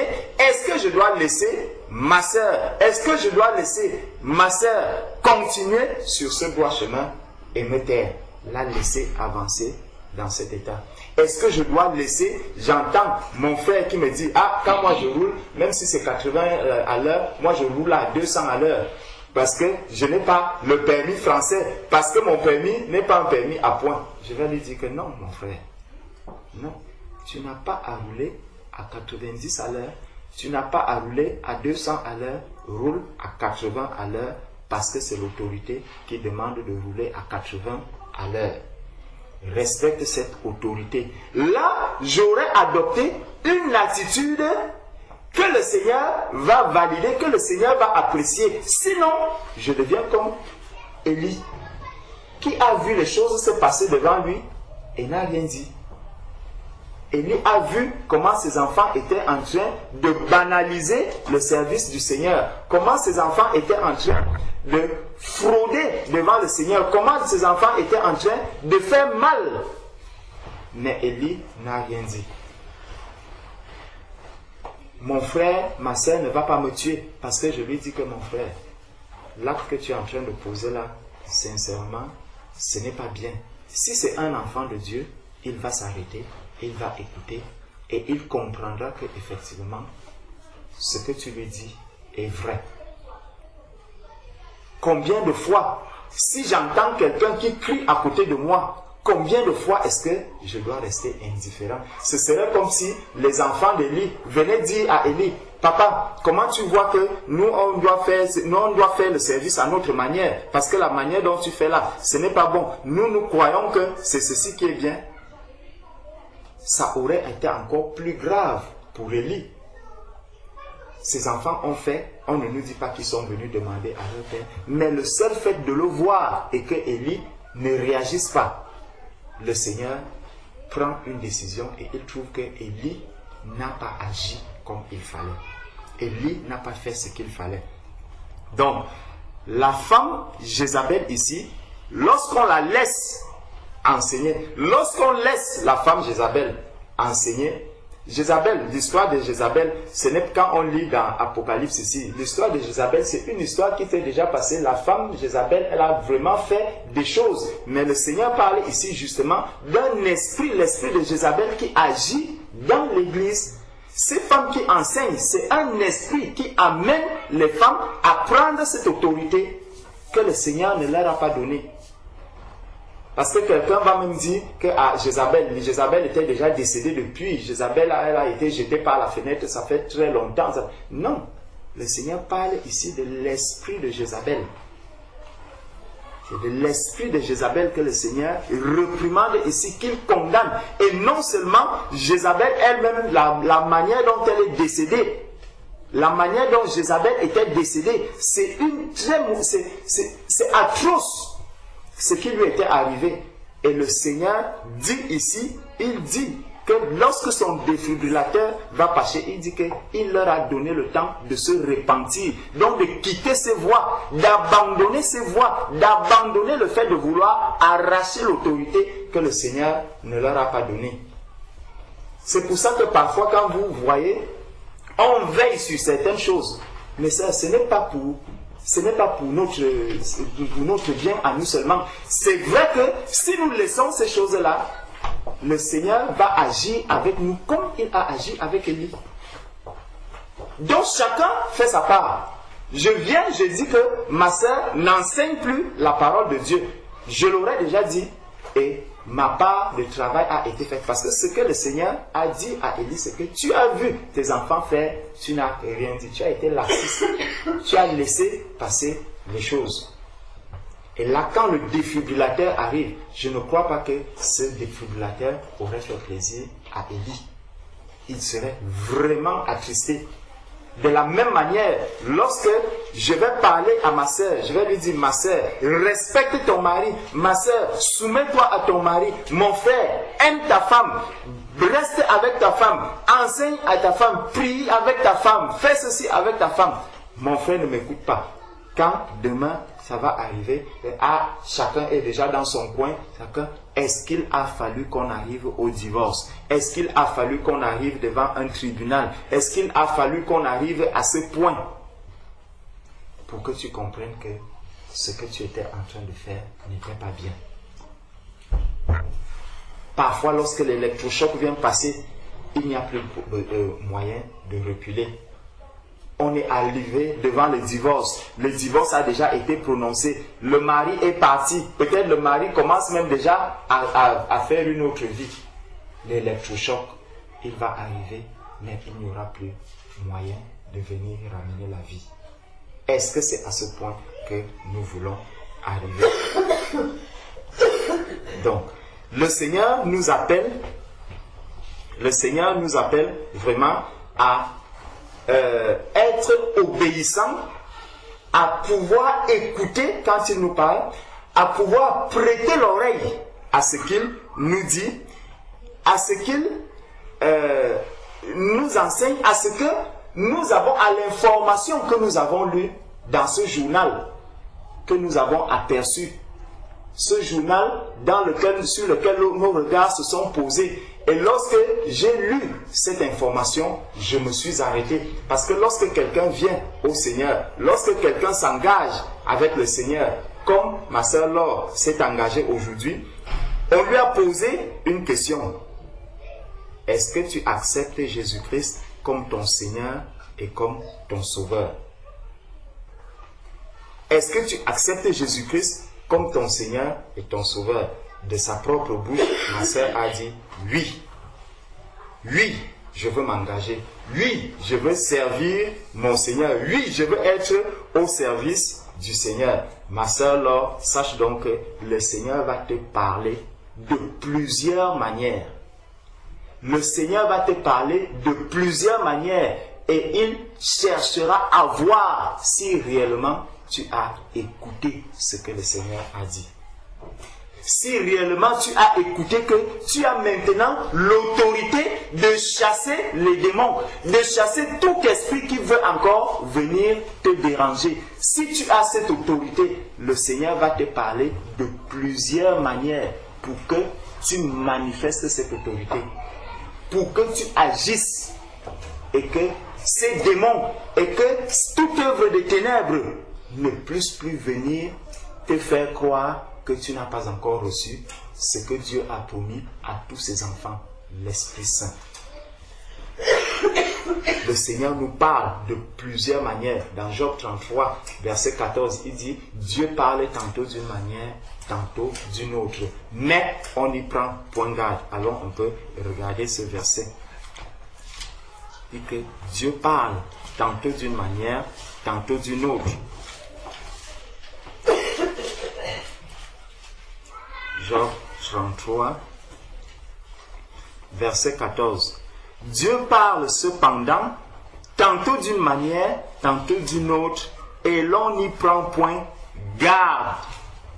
Il parle par des songes, par des visions nocturnes, quand les hommes sont livrés à un profond sommeil, quand ils sont endormis sur leur couche, alors il leur donne des avertissements et met le sceau à ses instructions, afin de détourner l'homme du mal et de le préserver de l'orgueil, afin de grandir son âme, de garantir son âme de la fosse et sa vie des coups de glaive. Donc le Seigneur, lorsque le Seigneur vient nous parler, lorsque le Seigneur donne tous ces messages qui sont là tout autour de nous, nous sommes pleins, nous avons plein de messages autour de nous. Donc le Seigneur nous parle. Nous avons plein de messages tout autour de nous, mais nous ne prêtons pas l'oreille à ces messages. Nous n'entendons pas ces messages. Nous faisons comme si ces messages n'existaient pas. Ce n'est pas seulement des mauvais messages. Il y a même aussi des messages qui sont bons. Je vois des personnes qui passent régulièrement dans les eaux du baptême. Les gens passent dans les eaux du baptême. Moi, je suis là. Je les accompagne tous les jours. Je suis là. Je les accompagne tous les jours. Je vois mes frères ou ma mère qui prie régulièrement. Elle prie. Je suis aussi là. Je suis même prêt à venir l'aider. Que maman, tu vas prier aujourd'hui. Ah, tu pries à quelle heure? Je viendrai faire le ménage. Comme toi, tu seras occupé à la prière. Nous voyons tous ces messages. Dieu est en train de nous parler, mais je ne prends pas garde. Nous ne prenons point garde. Je vais organiser même un réveillon ou une veillée de l'église. Moi-même, je ne fais pas partie de l'église. Moi-même, je suis loin. Je vois tout ce que l'église fait. Je vois tout ce qui se passe au milieu de l'église. J'observe de côté. Je fais des commentaires. Je reste à part. Dieu te parle. Mais tu n'y prends point garde. Même le païen, Quand tu vois toutes ces choses qui sont bonnes, Dieu est en train de te parler. Quand on va à Montgeron, on baptise au nom de Jésus. Les gens voient comment le baptême est en train de se faire. Dieu est en train de leur parler. Dieu est en train de leur parler. Maman nous invite dans cette maison. Ses enfants entendent. Elle a, l'église sera là-bas. L'église sera là-bas. Aucun de ses enfants ne se présente. Dieu est là. Il leur parle. Maman, c'est la vérité. Dieu parle à ses enfants. Dieu parle à ses enfants. Il leur parle de plusieurs manières. Mais ses enfants n'y prennent point garde. Le Seigneur ne va pas utiliser le défibrillateur seulement pour ses enfants. Même ceux qui sont dans le monde, le Seigneur utilise aussi le défibrillateur. Et quand ce défibrillateur passe, ça fait aussi mal. Ça fait aussi mal. Lorsque le défibrillateur passe chez un païen, ça fait aussi mal. Parce que Dieu ne va pas appeler quelqu'un, il ne va pas se mettre là en disant: viens à mon service, viens faire ceci, viens faire tel travail. Là, tu dis: ah non, moi je vais faire ceci, moi je vais faire cela, je vais regimber, je vais résister. Lorsque le Seigneur avait appelé Saul, le Seigneur lui avait dit: tu ne peux pas regimber contre les aiguillons. Lorsque le défibrillateur du Seigneur va passer quelque part, pour que le cœur d'une personne se tourne au Seigneur, maman, ça fait souvent mal. Ça fait souvent très très mal. Donc, le Seigneur nous parle tantôt d'une manière, tantôt d'une autre, et on n'y prend point garde. On va toujours continuer à faire semblant, on va toujours continuer à se dire: bon, voilà, j'ai encore du temps, il y a la possibilité, je peux encore faire des choses. Pourtant, il y a aussi, là on a commencé par Luc 24, on a vu les disciples.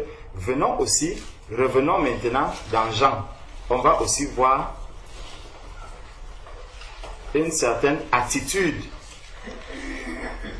On va aussi voir une certaine attitude.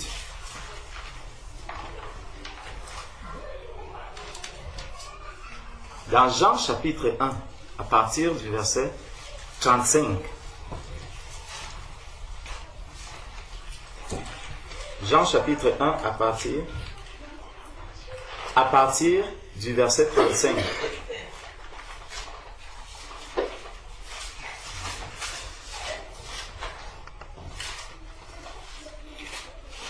Jean chapitre 1 à partir du verset 35. Donc, le lendemain, Jean était encore là avec deux de ses disciples. Et ayant regardé Jésus qui passait, il dit: voilà l'agneau de Dieu. Regardons, juste Jean-Baptiste est là. Il voit Jésus passer, il dit: voilà l'agneau de Dieu. Il n'a pas eu besoin de dire voilà l'agneau de Dieu deux fois. Il a dit une seule fois. Verset 37. Les deux disciples ont fait quoi? Entendu. Ils n'ont pas entendu ce message-là deux fois. Voilà Jésus. Voilà l'agneau de Dieu. Ils ont entendu cela une seule fois. Les deux disciples l'entendirent prononcer ces paroles. Ils font quoi? Et ils suivirent Jésus. Ils étaient avec Jean-Baptiste. Jean-Baptiste qui prêchait un message puissant. Quand ils ont entendu voilà l'agneau de Dieu, ils ont compris que ce n'est pas auprès de Jean-Baptiste que nous devons être. Je dois aller direct vers l'agneau de Dieu. Donc, Jésus se retourna et voyant qu'ils le suivaient, il leur dit: que cherchez-vous? Ils lui répondirent: Rabbi. Directement, et l'explication, ce qui signifie maître. Qui était d'abord leur maître? C'était Jean-Baptiste. Mais on ne nous dit pas, la parole de Dieu ne nous dit pas qu'ils ont appelé un jour Jean-Baptiste Rabbi. Jean-Baptiste, le Seigneur l'a utilisé juste pour qu'il ouvre les yeux de ces personnes, pour qu'un message passe dans leur oreille. Pour que je reste là, je suis dans le train, que j'entends, non, la femme doit se couvrir la tête. Non, la femme, elle ne doit pas se couvrir la tête. Dès que c'est entré dans mon oreille, comment je vais réagir? Immédiatement, est-ce que c'est alerte? Quand on regarde souvent, lorsque tu roules sur l'autoroute, tu as une possibilité, on te dit, dans 3 km, accident, bouchon, et tout. Dès qu'on te dit, toi qui es automobiliste, quand tu regardes, tu cherches déjà un itinéraire de sortie. Tu cherches déjà un moyen de sortir de ce chemin et de laisser la voie qui est bouchonnée, la voie qui n'est pas bonne. Tu cherches déjà la meilleure sortie. Là, on n'a pas besoin de te le crier aux oreilles 3 fois. C'est une seule fois. Et je prends la décision. Mais lorsque quelqu'un va m'alerter sur les choses du Seigneur, sur Jésus-Christ, parce que le Seigneur nous dit dans Jean 1 que la parole de Dieu, c'est Jésus-Christ lui-même. C'est Dieu lui-même. Donc, lorsque quelqu'un va m'alerter sur Jésus-Christ, l'agneau de Dieu, j'aurai besoin qu'on me rappelle, voilà l'agneau de Dieu. Voilà l'agneau de Dieu. Mais je vous ai dit, voilà l'agneau de Dieu. Je vais attendre le message 3 fois, parfois 4 fois, parfois même taper 8 fois. Qu'on fasse même 4 stations ensemble. On va faire 4 stations ensemble. C'est là où je vais entendre que non. Il faut quand même que je dise quelque chose à cette fille-ci. J'étais pasteur. Il faut quand même que je dise à cette fille qu'il y a... Moi-même, j'étais marié, ma soeur, je suis aujourd'hui divorcé. Ma soeur, j'étais marié, aujourd'hui je suis divorcé. Voilà ce que je suis en train de subir. Voici ce que je suis en train de vivre. Ma soeur, je suis mère seule aujourd'hui. J'ai un enfant. Voici ce que je suis en train de vivre. Pourtant, je connaissais le Seigneur. Lorsque cela m'est arrivé, voici ce que je suis en train de vivre. Ma soeur, tu peux éviter cela. Mais je vais attendre, voir comment autour de moi, les copines, les camarades et tout ce monde-là, comment ils sont en train de s'enfoncer, ils s'enfoncent. Tout autour de moi, certains s'approchent même, ils en parlent. À côté, juste sur le siège qui est à côté de moi, je reste indifférent. Comment est-ce que tu voudrais qu'on t'alerte que voilà l'agneau de Dieu qui est en train de passer. Voilà l'agneau de Dieu qui est en train de t'avertir. Donc, les disciples ici, ils n'ont pas eu besoin qu'on leur dise 3 fois que voici l'agneau de Dieu. Verset 39. Venez, leur dit-il. Donc Jésus leur dit, venez. Et voyez, ils allèrent et ils virent où il demeurait. Et ils restèrent auprès de lui ce jour-là. C'était environ la 10e heure. Donc, dès qu'ils ont entendu, voici l'agneau de Dieu, ils ont pris la décision directe d'aller avec lui. Verset 40. André, frère de Simon-Pierre, était l'un des 2 qui avait entendu les paroles de Jean et qui avait suivi Jésus. Ce fut lui qui rencontra le premier son frère Simon et il lui dit, nous avons trouvé le Messie, ce qui signifie Christ. Donc, dès qu'il voit, ça c'est le véritable amour. Dès qu'il voit, il vient dire à son frère que, écoute, voici ce qui s'est passé, nous avons vu le Messie. Et cet André-là, parce que il a montré le Seigneur, la reproche que le Seigneur a fait aux disciples qui allaient à Emmaüs, c'est que vous êtes lents à croire. Vous êtes lents à croire. Vous êtes sans intelligence. André ici n'a pas eu besoin qu'on lui rappelle encore ces choses-là. une deuxième fois, une troisième fois. Lorsque on regarde dans Acte 1 au verset 13, on va retrouver ce même André dans Acte des Apôtres, chapitre 1, verset 13. On nous dit, quand il fut arrivé, ils montèrent dans la chambre haute où ils se tenaient d'ordinaire. C'était Pierre, Jean, Jacques, André. André était là. Il attendait le Saint-Esprit. Il attendait la Pentecôte avec tous les autres disciples. Regardez, dès le début, on n'a pas eu besoin de dire à André 2 fois que voilà l'agneau de Dieu. Quand on le lui a dit, il a pris la décision directe de suivre Jésus. Il a suivi Jésus. Il s'est engagé malgré tous les combats qu'il y a eu, malgré tous les malgrés. André dit, je persévère, je reste là, j'attends toutes les promesses que tu as faites.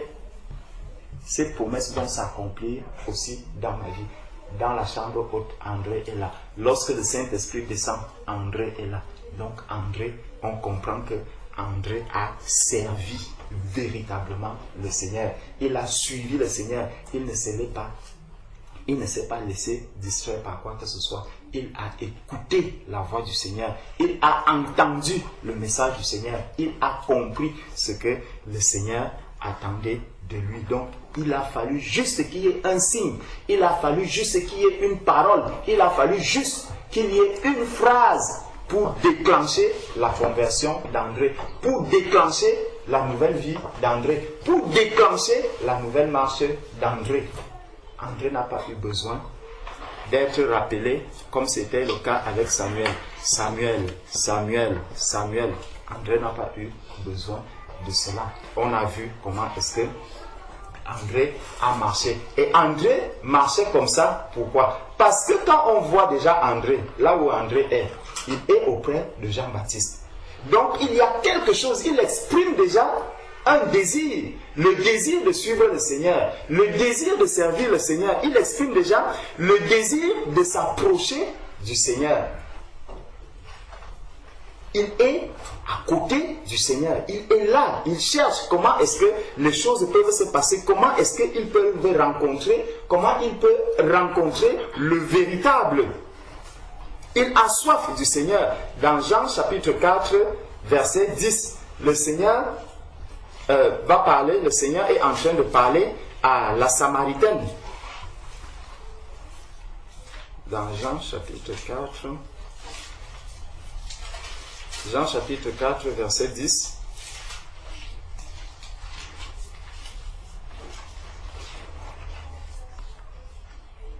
Dans Jean chapitre 4, verset 10, Jésus lui répondit, « Si tu connaissais le don de Dieu, et qui est celui qui te dit, donne-moi à boire, tu lui aurais toi-même demandé à boire, et il t'aurait donné de l'eau vive. » Donc, si tu connaissais réellement celui qui te dit « Donne-moi à boire maintenant », c'est toi qui lui aurais demandé cette eau. Si tu connaissais la grâce que tu as, d'avoir ce témoignage que tu as, tu aurais donné ce témoignage aux autres. Tu aurais fait bénéficier les autres de la grâce que tu as reçue, de vivre ce que tu as vécu dans ta vie.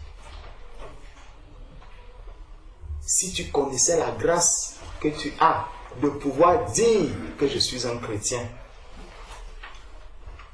si tu connaissais cette grâce de ne pas avoir honte du Seigneur là où tu es, la grâce de ne pas avoir honte de dire je suis un serviteur du Seigneur, si tu connaissais la grâce qu'il y a de savoir que là où il y a des gens, je peux mettre mon foulard, incliner ma tête et me mettre à prier. Si tu connaissais cette grâce de savoir que je peux prier pour les personnes qui sont autour de moi, que je peux vivre la parole, que je peux amener les âmes à la conversion sans parole, si tu connaissais cette grâce, c'est une grâce, c'est une puissance énorme de voir qu'une femme va rester là, elle vit la parole de Dieu, et les âmes se convertissent, on peut dire que mais ces femmes-là, elles pratiquent ou quoi? Quand tu vas chez cette femme, tu vois la manière dont elle vit. Tu as réellement envie de comprendre ce qui l'amène à vivre ainsi.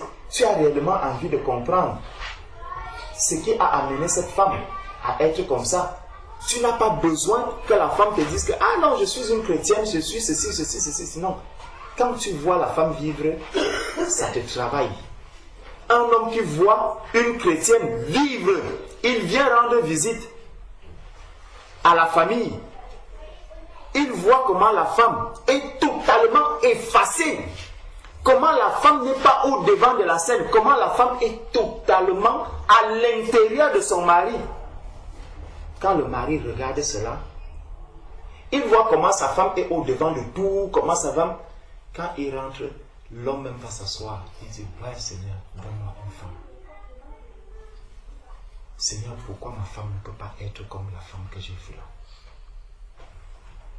Le jour où il peut venir te dire, mais madame, comment vous faites? Tu lui dis non. Le Seigneur m'a appris à aimer mon mari, à me soumettre à mon mari. C'est tout ce que je fais.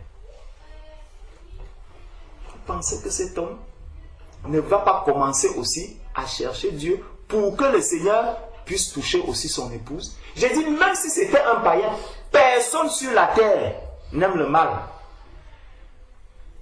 Personne. Tu demandes au païen, est-ce que tu aimes le mal? Il va te dire non. Quelqu'un va dire que Satan n'existe pas, Satan n'existe pas.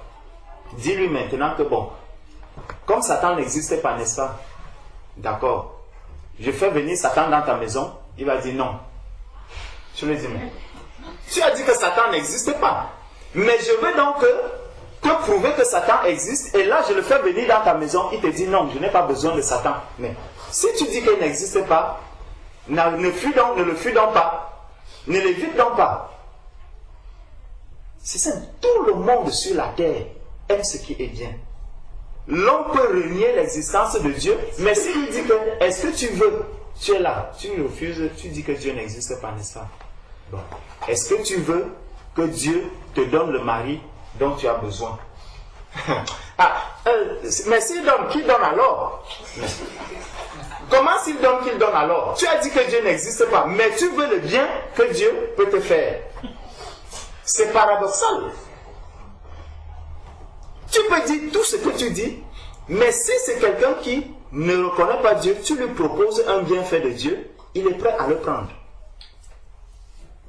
Là, ça montre comment est l'être humain, le cœur de l'être humain. C'est une grâce que nous avons de connaître ce Dieu-là. Donc le Seigneur vient, il parle à la Samaritaine. Il parle à la Samaritaine, au cœur de la Samaritaine. Et le Seigneur, je crois,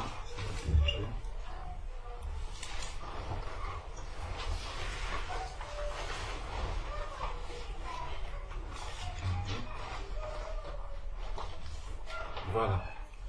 Donc le Seigneur montre à la Samaritaine la grâce qu'elle a reçue, vraiment, la grâce qu'elle a reçue d'avoir rencontré le Seigneur. Et nous devons donc savoir que si tu es là et j'attends, si réellement j'attends quelque chose venant de Dieu, si réellement je me dis, le Seigneur a fait de moi son enfant, je dois attendre quelque chose de lui. Le Seigneur m'a donné ce que j'ai reçu. Le Seigneur veut m'utiliser dans son église. Le Seigneur veut m'utiliser non seulement dans l'église, dans le monde entier. Parce qu'il a dit que nous sommes la lumière du monde. La lumière n'éclaire pas seulement à l'intérieur de l'église. Elle éclaire partout où elle est. Donc, je vais recevoir vraiment la grâce du Seigneur et je vais la manifester en tout lieu où je suis. Mais par contre, si je n'attends rien de Dieu, je ne recevrai aussi rien de Dieu. Ça veut dire que si je croise les bras, je me dis, ah, non, le témoignage, c'est les autres qui peuvent le faire.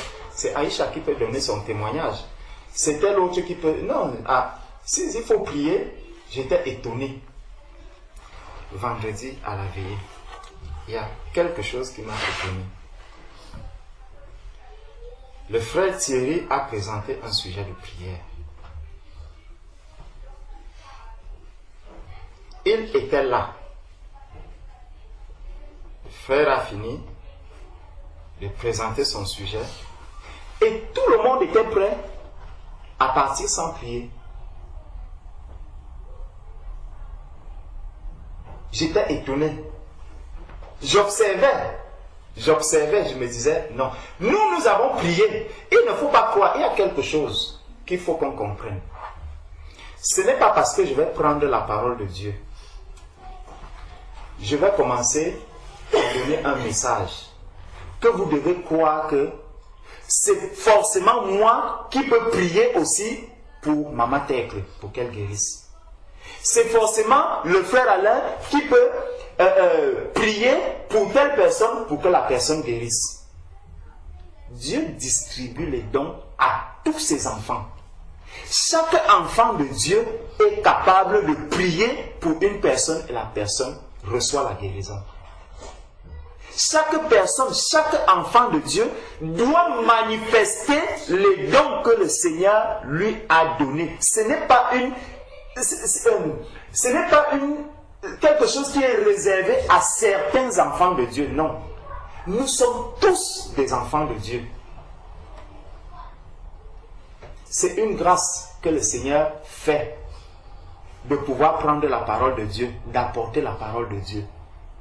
Quand la parole de Dieu, j'ai fini de la donner, je dois être maintenant au même niveau, je suis toujours au même niveau que tous mes frères et toutes mes sœurs. S'il y a un sujet de prière, n'attendez pas forcément que ce soit les frères encore qui se mettent à prier, que ce soit les frères seuls qui se mettent à faire telle ou telle chose. Non. Pendant que les uns et les autres prient, que ce soit le frère qui soit là pour écouter que mais qu'est-ce qui est même en train de se dire, comment là, il y a quelque chose qui est sorti de cette prière, il y a ceci qui a été dit. Où est ton attention quand ton frère prie? Où est ton attention quand ta soeur prie? Ce n'est pas parce que moi j'ai prié que forcément tu dois accepter que tout ce que j'ai dit dans ma prière est bon. Pourquoi nous ne voulons pas nous mettre réellement au service du Seigneur? Je veux me mettre au service du Seigneur derrière Élie. Je veux rester au service du Seigneur derrière Élie. Jusqu'à quand, à un moment donné, le Seigneur te dit, Samuel, viens. Élie a dit, tu es serviteur de l'Éternel. Dis, Seigneur, ton serviteur écoute. Tu es serviteur de l'Éternel. Tu n'es pas serviteur d'Élie.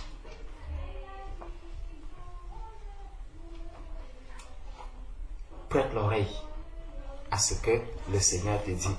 Attends quelque chose du Seigneur. Parce que lorsque tu vas attendre quelque chose du Seigneur, alors tu seras aussi prêt. Puisque quelqu'un qui attend, lorsque j'attends, par exemple, le train, je ne vais pas dire je dois aller au travail à 9h et puis je m'assois, j'ai fini de me laver à la maison, à 8h je suis assis au salon. J'attends le train. Tu attends le train? Quand quelqu'un entre à la maison, dites-moi un peu, Maman Tecle va aller au travail et elle doit prendre le train de 9h05. À 9h, elle est assise ici. Elle dit, j'attends le train. La sœur Aïcha vient, elle arrive. Maman Tecle, c'est comment? Non, je suis en train d'attendre le train. Mais tu as dit que maman Tecle, ça va? Elle dit, mais pourquoi tu me demandes si ça va? Non, maman, parce que je ne sais pas si le train va te trouver là où tu es là. Comment ça? C'est évident. Si j'attends le train, je dois être à la gare. C'est à la gare qu'on saura que j'attends le train. Si je ne suis pas à la gare, tu es à la maison, tu ne peux pas me dire que tu attends le train. Si tu me dis, déjà à la maison, mais me dire que j'attends le train, vraiment, il faut qu'on appelle le SAMU. Déjà. Parce qu'il y a déjà un problème. Si tu me dis, étant à la maison, que je me prépare à aller attendre le train, là, je comprends qu'effectivement, tout va bien. Comme la tsunami t'avait dit que tout va bien. Si à la maison, tu me dis, j'attends le train, je vais dire non, tout ne va pas bien. Il y a un problème. Donc, il y a quelque chose que je dois faire pour montrer que réellement, j'attends quelque chose venant de Dieu. Je ne peux pas dire, je vais servir le Seigneur, je suis un serviteur de Dieu, et puis je ne fais rien. Non, ça ne se passe pas comme ça. Pour que je voie Jésus, je dois aller vers Jésus. Je dois aller vers Jésus. Je dois laisser le message de Jésus vraiment me transformer. Si je ne fais pas quelque chose, si je ne pose pas un acte, je peux attendre le train là indéfiniment. Le train ne me trouvera jamais. La RATP ne va pas déplacer des rails pour venir. Et même s'il les déplace, ce n'est pas aujourd'hui que les rails vont entrer dans ta maison. Je vois, on est en train de préparer soit la ligne, combien de métro? La ligne? Je ne sais pas. Ça fait des années. Ça fait des années aujourd'hui qu'ils sont en train soit de faire des calculs pour voir comment ça va passer et tout et tout. Donc ce n'est pas demain. Si tu attends le train, peut-être tu risques de quitter cette terre sans avoir emprunté ce train que tu attends. Tu risques de quitter la terre sans avoir fait ce que Dieu attend de toi. Si tu restes sur place et tu dis, ah, je vais servir Dieu. Tu es sur place, tu croises les mains, tu croises les pieds. J'attends que Dieu se manifeste. Quel Dieu va se manifester? Lorsque j'attends le train, je sors de la maison. Je ferme les portes. Si c'est la neige, je m'habille avec des vêtements chauds. Je sors, je vais marcher pour aller rattraper le train. À certains moments même, je vais me mettre à courir. Si je suis en retard, je vais courir pour rattraper le train. Dans la vie du quotidien, c'est comme ça que nous nous comportons. Nous pensons que parce qu'on est devenu enfant de Dieu, je vais m'asseoir, je croise les bras, tout vient me retrouver. Même pour recevoir la manne, les hommes devaient sortir pour aller ramasser cette manne. Ce n'était pas sur place. La manne n'entrait pas dans les maisons sans que l'homme ne sorte pour la prendre. Il y avait quelque chose à faire pour recevoir la manne. Ne soyons pas lents à écouter. Ne soyons pas lents à comprendre. Agissons. Faisons quelque chose qui montre que effectivement j'attends. Enlève ce trop plein que tu as reçu.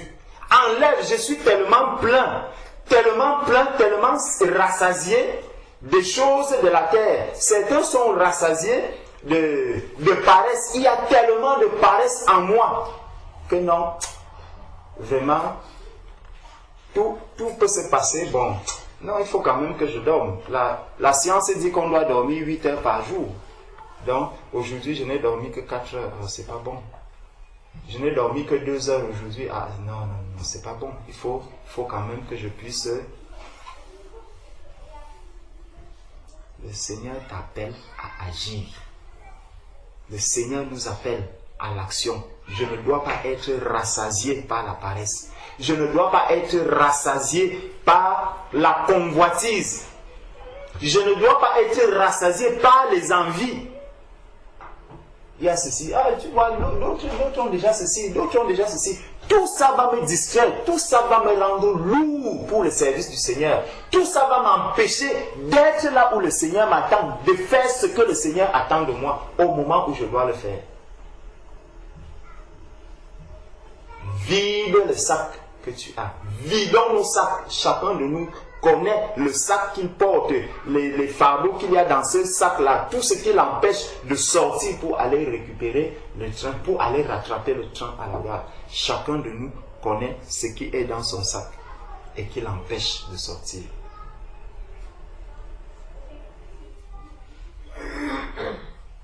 Le Seigneur avait dit, à travers Pierre, il lui a dit, si quelqu'un, pas à travers Pierre, Jésus lui-même avait dit, si quelqu'un veut venir après moi, qu'il renonce à lui-même, qu'il se charge de sa croix et qu'il nous suive. Renonce, vide le sac qui est plein, vide ce sac qui est plein. Enlève ces choses qui t'empêchent de témoigner de Jésus-Christ, de faire ce que le Seigneur attend de toi. Ce qui t'empêche là, enlève cela. Enlève cela, débarrasse-toi de ça pour servir le Seigneur, pour aller rattraper ce train qui va passer, pour aller rattraper ce train qui peut t'entraîner jusqu'à l'éternité. Débarrasse-toi de ces choses. Pierre a dit, répentez-vous et que chacun de vous soit baptisé et vous recevrez le don du Saint-Esprit. Nous avons tous reçu le Saint-Esprit. Qu'est-ce qui nous empêche donc aujourd'hui de marcher, d'avancer et de récupérer ce train? Que le Seigneur bénisse chacun de ses enfants que nous sommes. Amen. Amen.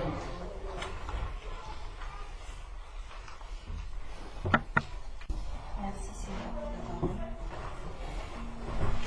Merci Seigneur pour cette épée que tu as encore brandie devant nous. Ce miroir qui nous permet de nous refléter, de nous voir tels que nous sommes. Seigneur, c'est avec honte, c'est avec découragement que moi je peux parler devant toi. Pardonne, Seigneur, notre négligence. Pardonne notre manque d'intelligence et pourtant tu nous as donné cette intelligence au travers du don que tu nous as fait de ton Esprit Saint en nous. Mais à cause de notre incrédulité, à cause de mon incrédulité, Seigneur, je deviens lente à entendre ta voix et à obéir.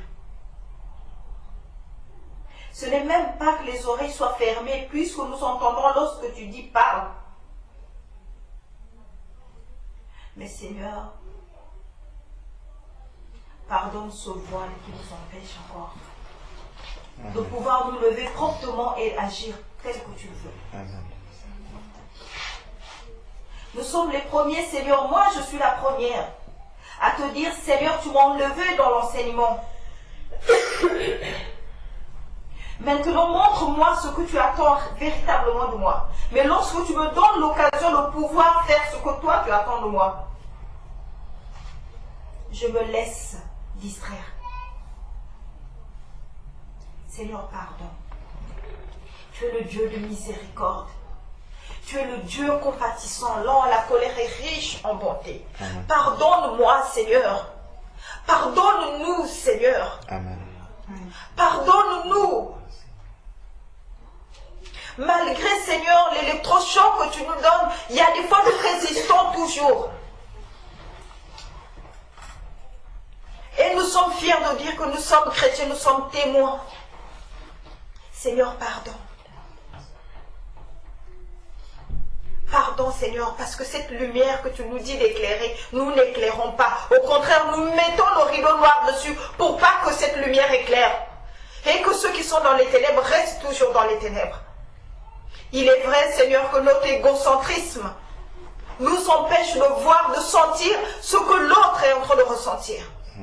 Je suis la première, Seigneur. Ce désarroi que j'ai senti dans cette jeune femme, je l'ai senti autrefois. Le désarroi de ne pas connaître véritablement, de te poser des questions si c'est vrai, si la route que tu as empruntée est celle que Dieu avait prédestinée pour toi. J'ai été incapable, Seigneur, de pouvoir parler. Oh Seigneur, pardonne-moi dans ton grand amour. Pardonne, Seigneur. Aide-nous, Seigneur, à nous lever promptement. Aide-nous, Seigneur, à être obéissants. Aide-nous à renoncer à nous-mêmes parce que le moi, parfois, empêche. Qu'est-ce que l'autre va dire? Ta parole, Seigneur, est une épée. Et cette épée transperce l'âme et le cœur. Elle fait mal parce que c'est la vérité. Et on se sent honteuse et humiliée, Seigneur, du fait qu'on n'a pas pu faire ce qu'il fallait faire. Aujourd'hui, Seigneur, dans le monde, on condamne une personne pour non-assistance en danger. Lorsque quelqu'un est en danger et que tu ne lui apportes pas assistance, tu peux être condamné. Mais pourtant, tous les jours, les âmes meurent devant nous. Nous n'apportons pas cette assistance.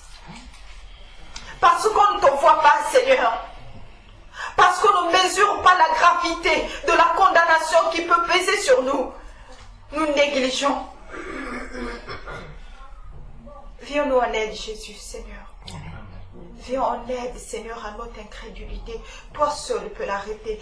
Tellement de fois, Seigneur, tes serviteurs nous parlons constamment. Mais nous restons toujours au même endroit, à piétiner au même endroit. Aujourd'hui, prochainement, je réagirai autrement. Mais lorsque le problème arrive, la situation arrive, j'oublie complètement que j'avais pris la décision de réagir aussitôt. Seigneur, rends-nous sensibles. Rends-nous sensibles sans être obligés d'utiliser, Seigneur, le défibrillateur pour pouvoir nous donner cet électrochoc pour que je puisse agir. Mais qu'au contraire, Seigneur, je sois sensible à ta voix. Je sois sensible à la douleur, au désarroi de mon frère et ma soeur qui est en train de marcher vers la perdition. Fils de David, Bartimée t'a dit, aie pitié de moi. Aujourd'hui, Seigneur, moi je te dis, fils de David, aie pitié de moi. Aie pitié de nous. Aie pitié de nous, Seigneur. Redonne-nous la vue. Donne-nous, Seigneur, cette vue pour que nous puissions voir réellement. Et ouvre-nous complètement les oreilles pour que nous puissions entendre audiblement, tel que Samuel entendait ta voix. Samuel entendait ta voix, mais il n'avait pas encore su que tu étais éternel. Donc c'est normal qu'il courait vers celui qu'il considérait son maître. Mais nous savons qui tu es. Aide-nous, Seigneur, à pouvoir répondre. Je suis là. Parle ta servante, écoute. Parle ton serviteur, écoute. Béni soit ton nom, Seigneur. Merci pour ta parole. Amen. Amen.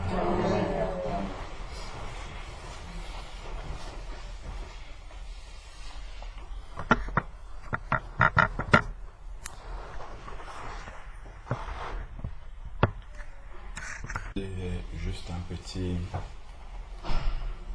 une petite exhortation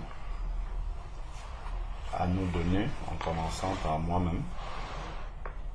C'est que lorsqu'on entend un message, c'est vrai que ça nous décrit. Nous tous, nous sommes concernés par ça, parce que bien souvent, nous sommes lents à agir. Nous n'agissons pas promptement. C'est que la prière que la sœur Irène vient de faire avec beaucoup de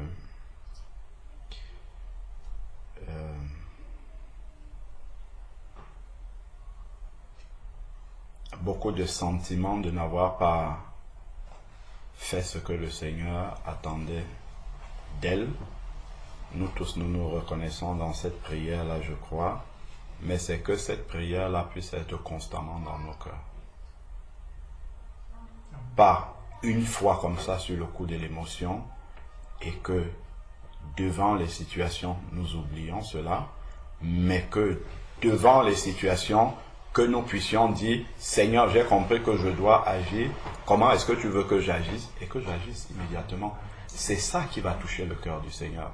C'est déjà ce que le frère Dachel nous disait dimanche dernier. Que pleurer devant le Seigneur, c'est très bien, mais les pleurs qui conduisent à la repentance doivent produire le changement. C'est quand Dieu verra que nous sommes en train d'agir comme celui qui a vu l'huile Zouma, c'est ça qui va réjouir le cœur de Dieu. Ce ne sont pas nos pleurs, ce ne sont pas nos émotions, ce n'est même pas le sentiment d'avoir mal fait. C'est bien parce que le Seigneur se rend compte que ça ne nous laisse pas indifférents, mais son cœur sera vraiment touché quand devant la situation je vais dire, tiens, non, j'ai raté l'épreuve la première fois, cette fois-ci je ne dois plus rater cette épreuve-là. C'est là que le Seigneur comprendra que nous sommes sérieux avec lui. C'est ça que le Seigneur recherche, de voir que nous sommes sérieux avec lui.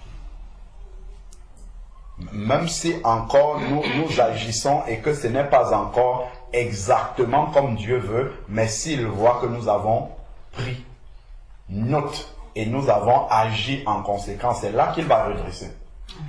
C'est là vraiment que le Seigneur va prendre plaisir à notre marche et qu'il va nous amener. C'est ça vraiment qu'il faut garder surtout. Amen.